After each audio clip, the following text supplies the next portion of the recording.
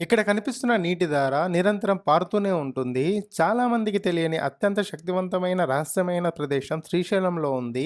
అదే వారాహిమాత ఆలయం. ఇక్కడ అమ్మవారిని వజ్రాల గంగమ్మ స్వరూపంగా కొలుస్తారు.